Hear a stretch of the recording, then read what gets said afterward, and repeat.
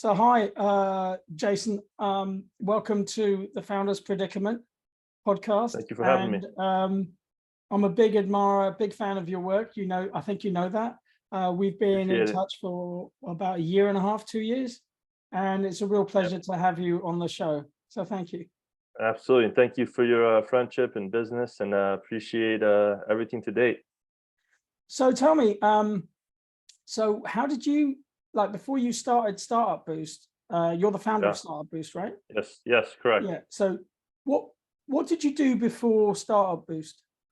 Yeah, it's a great question. So for me, I've been in the startup game essentially since college. What ended up happening on my side was I grew up. Well, both my parents are essentially entrepreneurs. They owned businesses together. Manufacturing back in the day, then wholesale and retail. A lot of it was around textiles. So I grew up, just around entrepreneurs essentially. And for me, a lot of it was, especially as I got older, was more in like the retail space. So a lot of unloading trucks, lifting, putting, unpacking boxes, putting stuff on shelves. It was fun. I mean, it was labor intensive. So for me, it's like I enjoyed the perspective of entrepreneurship.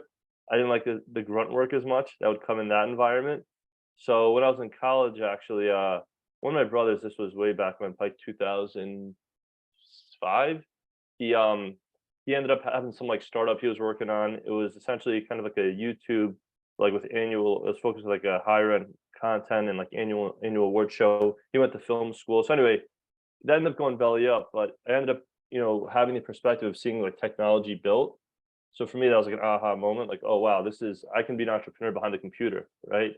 So for me, that was like very fascinating.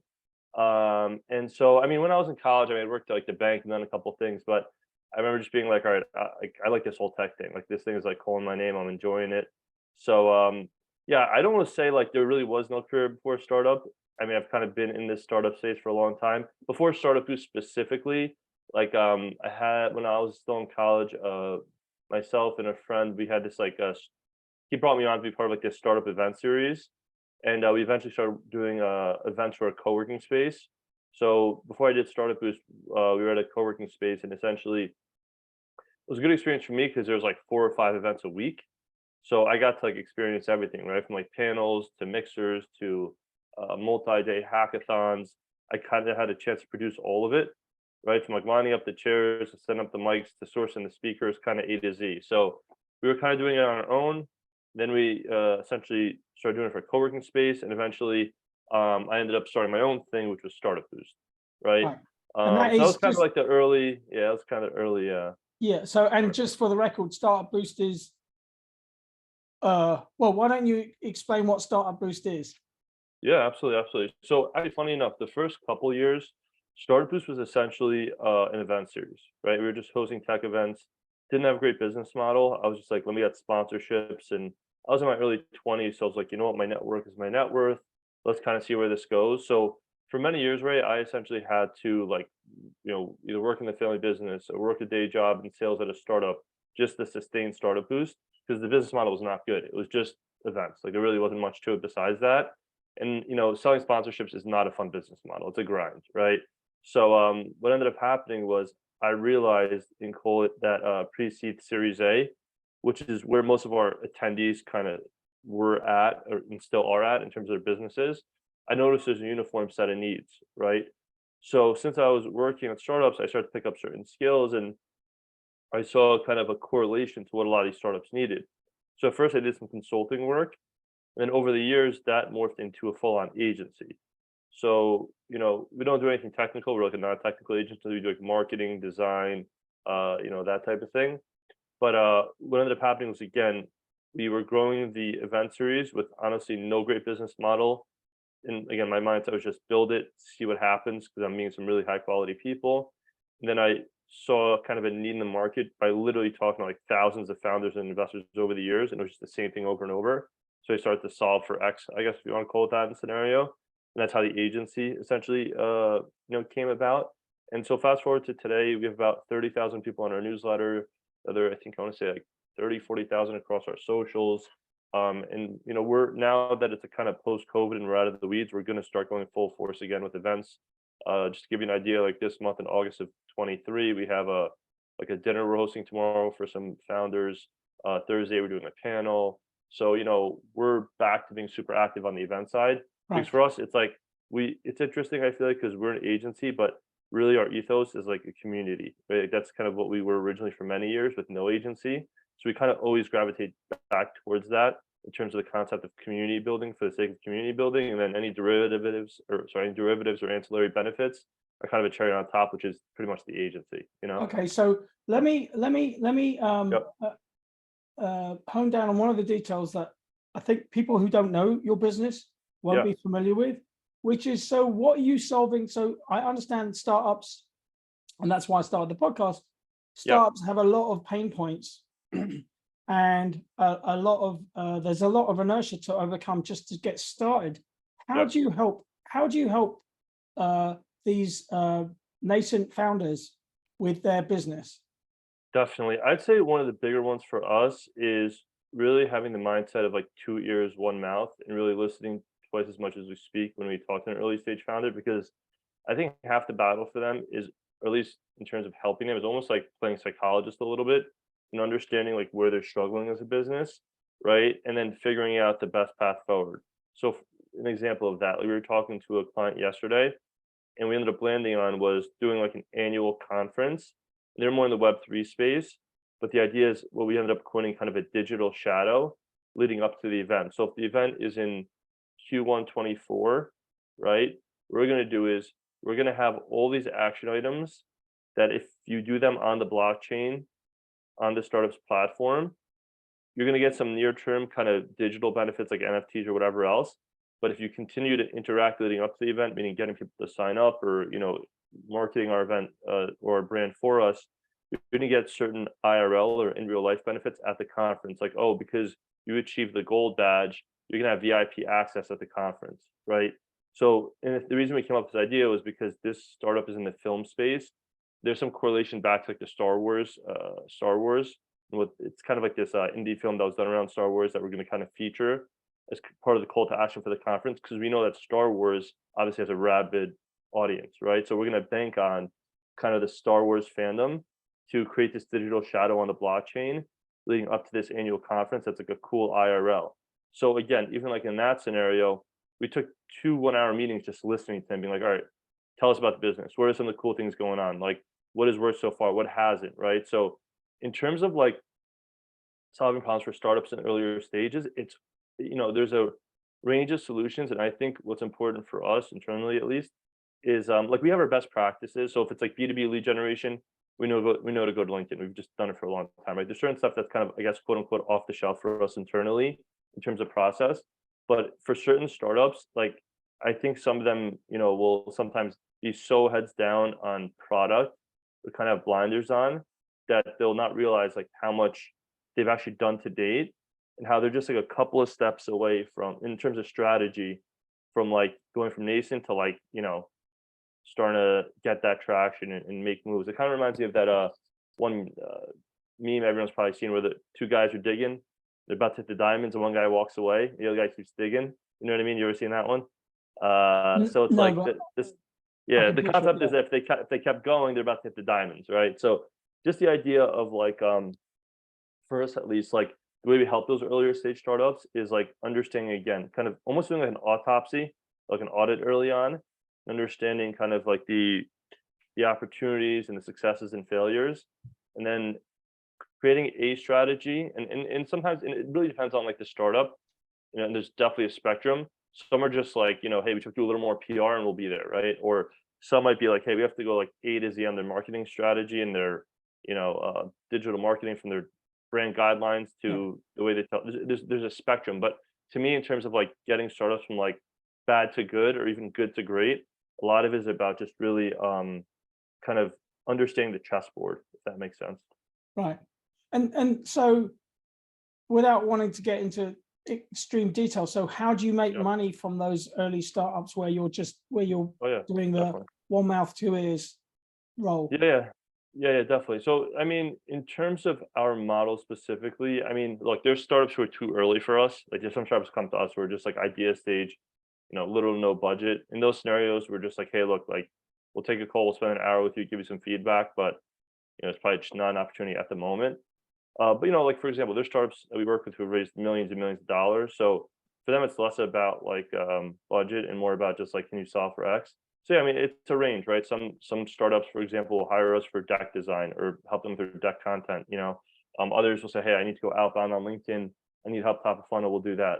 Like the 2 events we're doing this week, they're for clients, right? They hired us to do a dinner and to do a panel, right?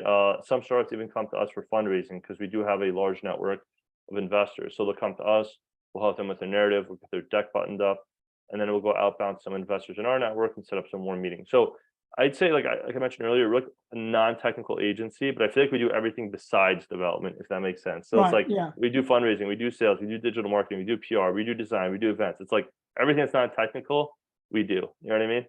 So ultimately, where will this, like, what would you, in 5 years' time, where would Startup Boost be? Would it be on the West Coast? Would it be still focused Great on New question. York? Would it be doing something different? Great question. Where would it be? Yeah, so it's funny, right before COVID, probably like the year before, we actually started to expand out to Boston. So we were doing New York and Boston. And I mean, obviously geography is a lot closer than San Francisco. And so, we were spending a lot of time thinking about that right before COVID, and that kind of hit us over the head. So we're back to square one, I'd say, in terms of that conversation, only because, the opportunity was essentially not there for the last couple of years. With that being said, we have done events in other cities and countries even. So we've done stuff in Boston. We've done events in Puerto Rico at the convention center there. We've done stuff in Portugal for a client. We did a small event in Dubai for a client. So like we've done it intermittently. I have had this conversation come up also from people in other cities who are like, hey, could we almost like start a chapter in North Carolina? I think someone brought it up in North Carolina the other day. Someone in Atlanta brought it up to me. So, I mean, it's definitely something that's in the back of my mind. And it's not that it's necessarily super difficult. It's more of, for me, like ensuring that the quality sticks, right? I want to make sure that if we were to bring on an ambassador, they represent the brand the right way. So that's my only hesitation, but that is something where, I just kind of, if I document things properly, it's definitely doable. So definitely something that, again, is we've flirted with it, and it's definitely a roadmap item for sure. So what have you learned through, you went over this a little bit in the introduction when you explained how you got there, but what have you learned through your successes, through your failures, and what would you do differently now that you know? Yeah, I mean, funny enough, so what I'll say is that I feel like something that's been interesting is that, I mean, as an agency, to give you an example, right, we probably speak to about 30 founders a week and probably a dozen investors. So for me, it's like I've almost had this front row seat of this education of not only, having the perspective of learning from my own successes and failures, but learning from successes and failures of hundreds or if not thousands of startups, right? Because I'm around it all the time. So I'd say like kind of, to me, I want to answer that question in two capacities. What have like we learned, and then kind of what I've learned from startups, if that makes sense. So Yeah, that's fine. Yeah. yeah, so in terms of what I've learned, I'd say that, and this was more of like, it's always been in the back of my mind. Like when I first got into tech, I actually didn't mention this. After my brother had done his thing, a couple years later, I was working on like my own sports social network. And that's kind of was part of why I stuck with the events and stuff, to continue to build contacts for the startup I was working on. So for me, like my passion was always in the tech and less in the agency side of it. Over the years, I've come to, have more love for the agency side, but at heart, I'm more of a tech founder than I am like an agency founder. To be quite honest, like that's who I truly feel I am. But I've just, had success in the agency space, and I do enjoy it. I'm not saying I don't enjoy it. I'm not saying I don't have passion for it, but I really love like building like tech. So in terms of, I guess, categorize successes and failures is, I mean, one is when I did my first startup, I learned a ton, right? In terms of like, I don't know how to code. So like I needed to solve for that. I'm not going to learn how to code. So that was a big failure of mine in my first startup, right? So that was a big lesson. And so now, like coming full circle, one thing I've always thought about is like, an agency is a good lifestyle business, but I want to go, swing for the fences. So actually, funny enough, now as we speak, I'm actually working on a startup. Then it's this private beta, and again, not that having an agency is a failure or like what I've built. Because I have employees, it's a good business, but for me, I'm more ambitious. Like I'm very ambitious, so like I want to go for like a scalable, big time startup. So not that it was a failure, but I feel like okay, I failed on my first startup. I continue to build community. I built the agency, which has been successful. Now it's like, how do I get back to that straight line or that goal for myself, or what I Mm. consider a success of having a successful tech startup, right? Right. So it's not a direct like, and I'm also a believer in like you have to go through certain experience and learn the lesson, or else you're never gonna be prepared for that bigger success opportunity.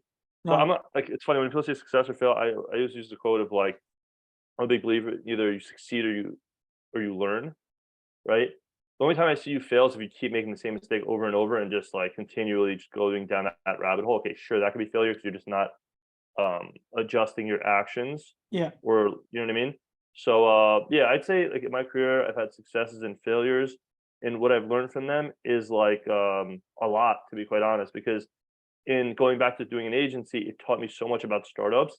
And now going back into my own startup now, it's like I have like I feel like I'm battle tested. Like I've seen it all. So I'm doing my own startup. There's so many things that I'm taking away from the thousands of conversations I've had with founders, which ultimately, make me successful. So I almost like I needed to fail in that first startup to focus on the agency, to get the knowledge to do a new startup. And obviously I'm gonna keep the agency and do all the event stuff. But coming full circle, I feel like the success and failure was super necessary for me to get to where I'm at and to align with my ambitions, if that makes sense, right? Right. Yeah. Um, on the startup side, so the second half of that, I mean, successes and failures there. I mean, just broadly in the startup industry. I know it's kind of dancing a little bit outside of your question, but I think it's relevant, right? Uh, One of the big things I see with startups, especially earlier stage, is the lack of PMF or product market fit. You know, when you launch a startup, you should always measure twice, cut once, right? And a lot of times people make it seem like, oh, that's going to cost me $1 zillion to go ahead and, really do market research. The reality is you could put together Google Forms or type for free, right? And do surveys on an idea before you go and start investing in product, right? So for example, on the new startup I did, it has to do with like connecting founders and investors for fundraising. And I surveyed within the first week while the idea was fresh in my mind. I kind of let it sit there for a little bit. I surveyed 43 founders and 35 investors within a week on my idea to ensure that there was something there, right? And I got really good results on the survey. And actually, funny enough, I got my first 50K check at the idea stage from one of the investors on the survey. So actually shows you the power of some of that product market fit research and surveys, because like I had a lot of people early on who participated in that survey who are now my first users, right? So coming full circle on successes and failures of what I've seen in the startup space, like I'm a big believer in bait. Where you go fishing, you have good bait, you can catch a behemoth, fish or whatever, right? If you have weak bait, you're gonna sit there all day and catch nothing. So to me, if you have do good research and surveys and different things that cost little to nothing, but put in the work to talk to potential customers, and you find a product. Look, you're not going to find product market fit in V1 of your product. I get that 99% of the time, but if you're building towards something that has some validation from the outside, and not just some like internal mental validation where it's like, oh, I would use this thing, everyone's going to want it. Like that's not the reality. So in terms of failures, I've seen with a lot of startups, it's like they build a lot of stuff where there's no validation. They spend a ton of money. And look, I'll even say like as a dev agency on your side, or even us as a marketing agency, it actually makes our jobs harder, right? Because if you build something that nobody wants, the well is going to run dry, because eventually it's going to get built. No one's going to want it. That person's no longer going to want to build anything, or they're no longer going to do marketing. Whereas they, have product market fit when they come to an agency like ours, or to work with someone like you, it'll be a long-term relationship because the product's successful. And that's what we all want, right? So again, on my side, it's been a bit of journey of like success and failure, but I'm a big believer in like I needed those experiences to have the perseverance to go for my longer term, aspirations or ambitions. And then on from what I've seen on the startup side, I'd say the biggest one to me, like everyone's like, oh, our marketing is not good. I think the heart of it is your product, what it needs to be, right? And that's why I think it's important to talk to guys like you, Ray, who have been around the block on product and can, I'm sure as part of your process, consult those founders on like, hey, like here's some feedback on the idea, like here's a way to approach the marketplace from product perspective, tighten your chances of success. So yeah, I'm just a big believer in a lot of startups in terms of failure, I see a lot of it around product market fit, or just again not validating the idea, but they put their blood, sweat, and tears into it. So Because is that startups something you help people? is a full Is, yeah, go ahead. sorry, is that something you help people with, product I'd market fit? say I'd say Would you more expect them to in have already done that before they come to you? usually beforehand, but nonetheless, like we're very conversational with our clients and very consultative. So some of that starts to come up. The only issue for us is that we don't usually deal with super early stage. So naturally, they're already kind of crossed some of that bridge, but we do help them, to go a little further. Like even with like B2B lead generation, we do a lot of A/B testing to help them with customer discovery to work towards like, okay, maybe for this persona, that product clicks, right? Versus the other persona, we're like, I don't really get it. So some of it through some of our processes, but I'd say that in my opinion, that's something that happens even earlier a lot of time than when they engage with us. But again, we are very consultative internally. But no, it's not necessarily like a service that we offer. It's more of like a consultative kind of part of our working together. So that's More part like of an the, so ancillary. to summarize, that's part of the due diligence. Product market fit is something people should do right at the beginning, really. Yeah, yeah, they should. And often they don't, as you and I both know. Yeah, and it comes at low to no cost. It's just like taking a step back and not like, it's like almost if you watch like a boxing or mixed martial arts, like someone rushes into there, they're gonna get knocked out. It's like you gotta like, you know, calmly, like, okay, analyze the situation. The problem is people get excited about an idea and they just run in there, they get punched in the face. So it's not not always the best result, you know? I like that analogy. Okay, Yeah, yeah. so so actually you touched upon this. So you have some investors for your new, it's an AI tool. I had a look at it briefly. Yeah, yeah, Uh, yeah. I had a look at Definitely. the landing page of your new website, and Sure, sure. it's as you described it, it matches investors with founders, right? It, Yeah, so, yeah. and you mentioned somebody cut you a 50 grand check based Yep. on the idea. That's wonderful. So, Yeah, are you, like, how are you applying to investors, or are investors coming definitely. to you? Are they knocking on your door? How's that working? Great question. Great question. So, let me start with the product first, just I'll hash that really quick, and I'll go into some of the nuance there. So, in terms of the platform, actually to go back to the product market fit conversation, not only did I do surveys, by the way, I've helped startups raise tens of millions of dollars. So I actually essentially was able to do like that product market fit research through the agency for like years. In the sense of like, for example, right, when someone would sign up to like get a meeting with us with Startup Boost, we have a question in our Calendly. What services are you most interested in? 95% of startups said fundraising. So okay, that was like years of just that continually. And I talked to a founder like, hey, look, I'll do design work with you, I'll do digital marketing, but first I need money. So from thousands of conversations, they said, okay, this is just like a chronic issue in the pre-seed Series A. So there's that. We also talked to like probably a dozen investors through some outbound we do with like events and content on LinkedIn. We probably talked to like a dozen angels and VCs a week. And 90% of them are like, hey, opt this into your deal flow. So I know from experience, having raised startups a lot of money and built a lot of connections with investors, that there's this need beyond even the survey. So that's actually just one thing I want to just highlight on what we're building. Um, and then in terms of kind of the platform broadly, version one's just connecting investors and founders for meetings. We're still in private beta. We have about 200 startups on there, around 100 investors. But we're hoping to be out of private beta in the next like 30 days, hopefully like September 23. And then from there, we'll start doing the product hunts and the PR runs and all that stuff. But right now, we're still in private beta, just working out some of the kinks. But coming full circle to your question around fundraising, you were saying, hey, how do you guys end up, kind of what's the status of the raise? Have you met investors, that type of thing? That was your part of your question? Yeah, it's like how are you approaching? I mean, Yeah, this is from my boilerplate of questions. It may not apply to you entirely, yeah. but essentially, how would you go about you know, Raising money? raising money? Yeah, how would Yeah, you yeah, approach absolutely. investors? Who would you pick? Because sometimes one thing I do know is that sometimes people pick the wrong investor, and then that Hmm. can sink the whole enterprise Oh, because that's a great point you just made there. So, Ray, let me unpack that one. That's awesome. So I'll tell you my thinking, right? Um, yeah, I was a bit, what's the word? I was a bit stubborn about who I reached out to in a good way, I think.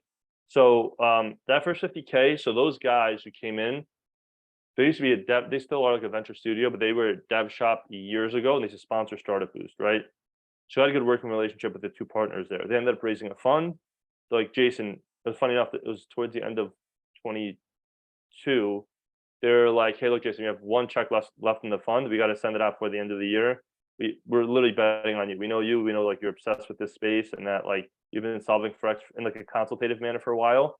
Like we're just betting on you, right?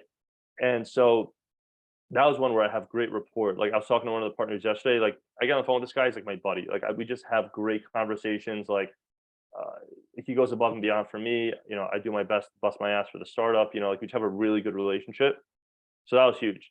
Then from there, I did some family and friends, a little bit of family and friends, and then funny story. Like, well, number one, I have a lot of investors in my network. I'll be honest with you, I was very selective before I reached out to about our round because there's some people I know pretty well from my events and stuff, and I'm like, I don't know if I'd want that person on my cap table, to be quite honest. You know, like I think they'd be a pain in the ass. So early on, I've been very selective of even like who, like what investors I try to like court for the round. And to put it out there, we've raised about 140 of our 250K pre-seed to date. It's mainly been like the venture studio, who's that first 50K check at the idea stage, family and friends. I've gotten a couple of angel investors off of LinkedIn. And like, for example, the 2 that I've gotten off LinkedIn, one is an operator. He's like a C-suite as a startup. So he's been in the trenches. That was huge for me, right?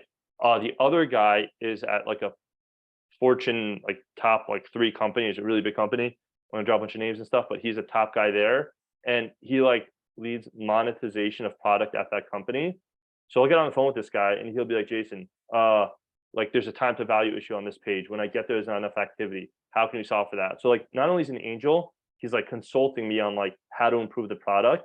And what I'm getting out of this guy is way more than the money. Like he is cutting us a check, that's good, but it's more than that, right? He is essentially like consultative. So I've been pretty He's lucky a early on. he's a second product manager.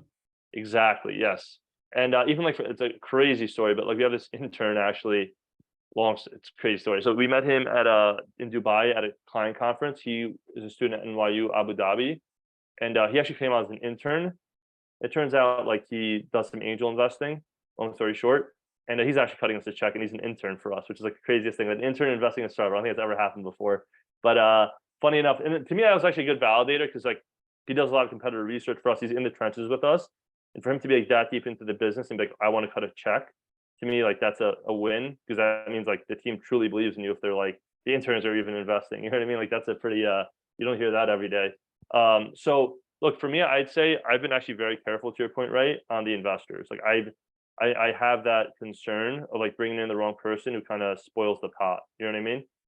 So yeah, I've just been very selective. Like I probably reached out to 10% of my network on the round because I've been like, those are the 10% I would like. There's one lady, Maria, she's from 37 Angels. She cut us a check. Like I love her. Like Maria and her and I can talk for an hour if I see her in an event. Like we just have a great time together. So that's been a big thing for me, Ray, is not only like can they bring like value in terms of skill set, like I don't expect everyone to be so consultative and spend an hour a week with me, but like, do I enjoy talking to that person? Like I'm gonna look forward to giving Maria an update. Like I love Maria, you know, like she's a cool lady. We have a good time all the time, and it's like we have good rapport. So for me, I've been I guess it's an advantage of networking for a long time. It gives me that luxury of being able to be selective of who I'm reaching out to versus having to like spray and pray. But I do have some like outbound going on currently. Like on LinkedIn, I reach out to people, you know, on Twitter, I'll DM some people. So there's some outbound as well. But yeah, I've been pretty selective. And again, I'm trying to think about my long term. I just don't want to be around a bunch of people who every time their calls on the calendar, I'm like stressing out. You know what I mean? You know that feeling of like someone's coming up and you're like, damn it, that person, I gotta meet with them. I rather like, all right, look, cool, catching up with the investor. This is gonna be fun. You know, like that's what I want in the, you know, the company culture and the energy and that stuff. So the last question I have for you is really, and this seems like an unlikely scenario, but tell me, I could be wrong here. Are you planning an exit strategy? And you know, for example, with this new AI thing, you might want to do it for 5 years. You might want to keep Startup Boost forever. I don't know. What's your Great question. Where are you going? How are you going to, you know, how are you going to? Awesome question. So where I see, no, it's a great question. So where I see that going is the following. So Startup Boost has been around for about a decade now. And the way I'm almost treating it is like a proxy for Super Warm. Right. So for example, whenever I do my Startup Boost newsletters, I have a lot of call to actions to drive the community to Super Warm. Right. So honestly, what I could probably see happening if you raise a significant amount of money and not even for cash, because I'd be paying myself, which would make no sense, but essentially kind of folding Startup Boost and what we do there, maybe minus the agency, more of like the events and the subscribers and all that. I could, and again, it's all relative. We have to raise a couple $1 million. But once we cross that bridge, I could see us essentially rolling Startup Boost into Superwarm, because it's just a built-in community. It's a built-in subscribership. So where I see it going is essentially Startup Boost becoming a part of Superwarm. What I decide on the brand, does it become Startup Boost as the name of the whole thing? Is it Superwarm AI for the whole thing? Those are questions I'll figure out later. I haven't gone that deep in the back of my mind, but more of, they're so synergistic that I don't necessarily think I have to choose one over the other. One thing I could see is at a certain point, maybe hiring a CEO for Startup Boost and delegating some of the work. I actually had buddies who had an agency recently who raised like $7 million, and they kind of did the same thing. I was catching up with them, and they have this new startup, raised a bunch of money. So obviously they can't be doing both, right? Yeah. So what they did was they hired a CEO for the agency, delegated the work to them. So they still get some, like, some money out of that. And then they have their startup where they're focusing full time. So the agency side, maybe some sort of similar setup where I get some sort of CEO to come in and take it over. And then in terms of like the actual property of Startup Boost, meaning the newsletter, the socials, the events we do, I'd probably use that as almost like a marketing proxy for Superwarm, because it's the same personas, if that makes sense.